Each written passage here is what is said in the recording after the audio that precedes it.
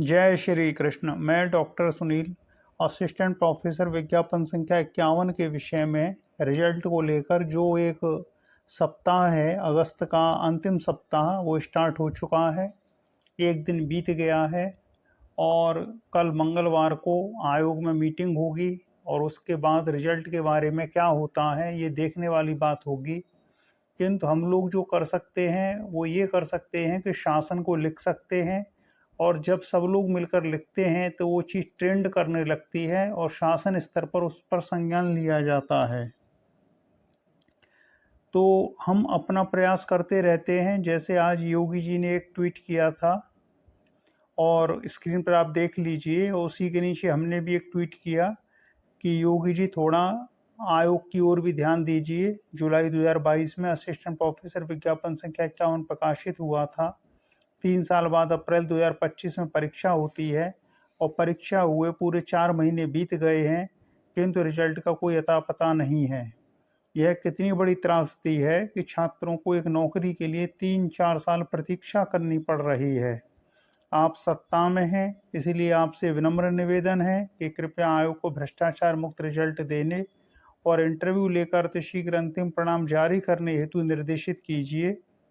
और नीचे हमने संबंधित मंत्री आदि को टैग भी किया है। नरेंद्र मोदी जी, अमित शाह जी, पीएमओ, उच्च शिक्षा मंत्री आदि को टैग भी किया गया है। 63 व्यू हैं, कमेंट कोई नहीं है। आप सब लोग शायद आवश्यक नहीं समझते। अगर आवाज़ नहीं उठाएंगे तो आवाज़ ऊपर तक जाएगी कैसे?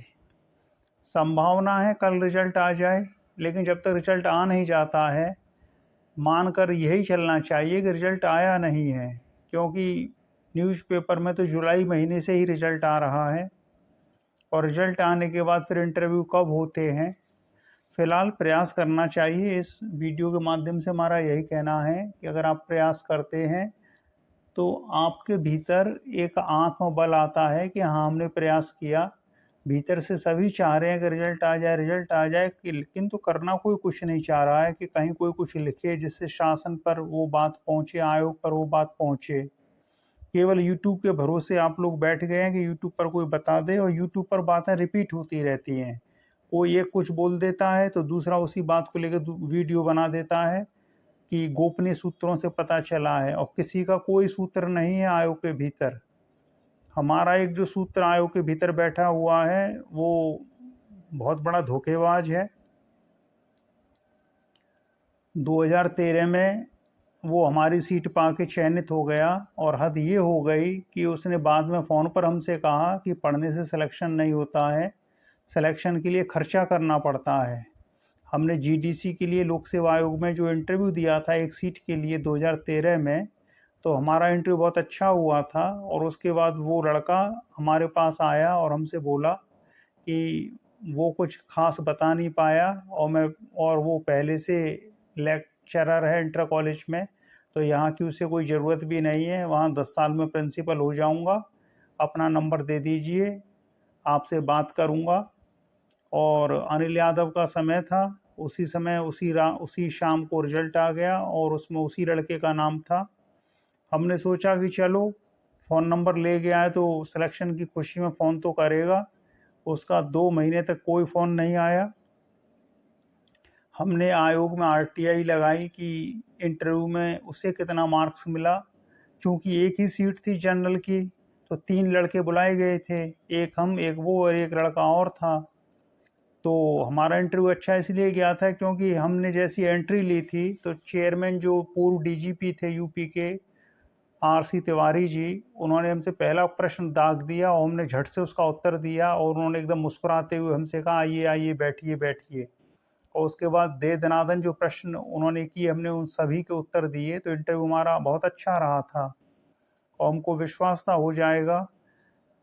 लेकिन उस लड़के ने जो खेल किया, तो उसके बाद हमने जो आयोग में आरटीआई लगाई, एक आरटीआई लगाई, तो आयोग हर चीज़ को कहता है कि ये सूचना आदेय है, ये सूचना आदेय है, अपील में जाइए।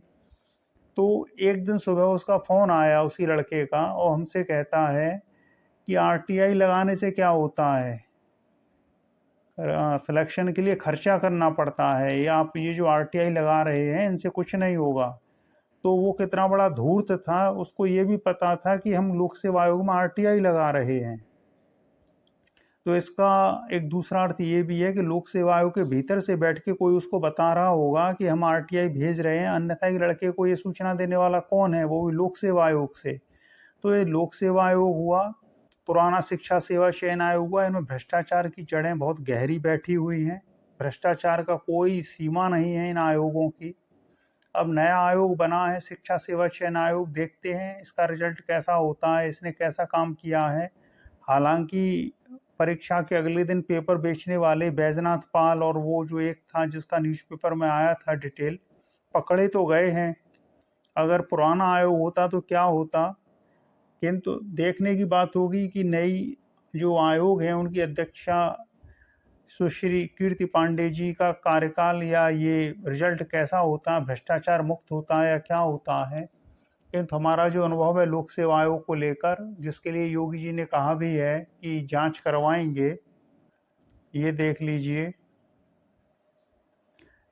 लीजिए हमने अखिलेश यादव को ट्वीट किया है कि अपने दिन भूल गए जब आपके द्वारा एक हिस्ट्री शीटर गुंडा अनिल यादव को उत्तर प्रदेश लोक सेवा आयोग का अध्यक्ष बनाया गया था और उस गुंडे ने आयोग की किलेबंदी करवा दी थी, मानो आजीवन उसी के भीतर रहेगा। तब अन्याय अत्याचार दिखाई नहीं पड़ रहा था।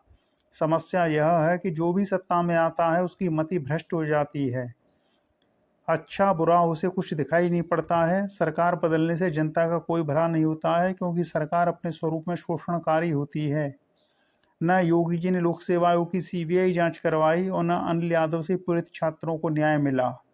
ये देख लीजिए, योगी जी ने कहा था कि सपा शासन में आयोग की हर भर्ती की सीबीआई जांच करवाएंगे। इस पर 50 व्यू आए हैं और 2 लाइक्स आए हैं, और ये सीबीआई ने दर्ज किए हैं 10,000 अभ्यर्थियों के बयान।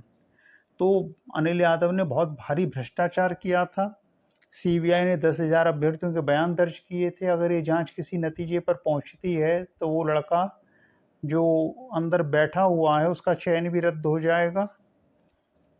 तो कुल मिलाकर कहानी ऐसी है कि आयोग के भीतर किसी का कोई सूत्र नहीं है, और जो भ्रष्टाचारी होते हैं उनके हर जगह सूत्र होते हैं, क्योंकि गोपनीय सूचना लीक करना भी तो अपराध होता है। तो हमारा तो चयन 2013 में ही हो गया होता जीडीसी में असिस्टेंट प्रोफेसर के लिए, लेकिन भ्रष्टाचार की आंधी ऐसी चल रही थी उसमें। फिर ऐसा भी समझना चाहिए कि जो होता है वो अच्छा ही होता है।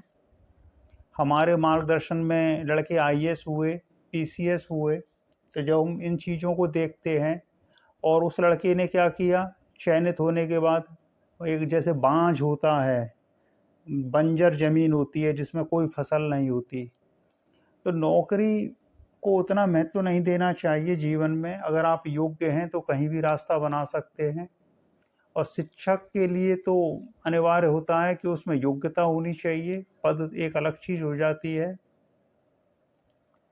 तो फोकस करते हैं इस चीज़ पर कि विज्ञापन संख्या 51 का रिजल्ट कब आ सकता है।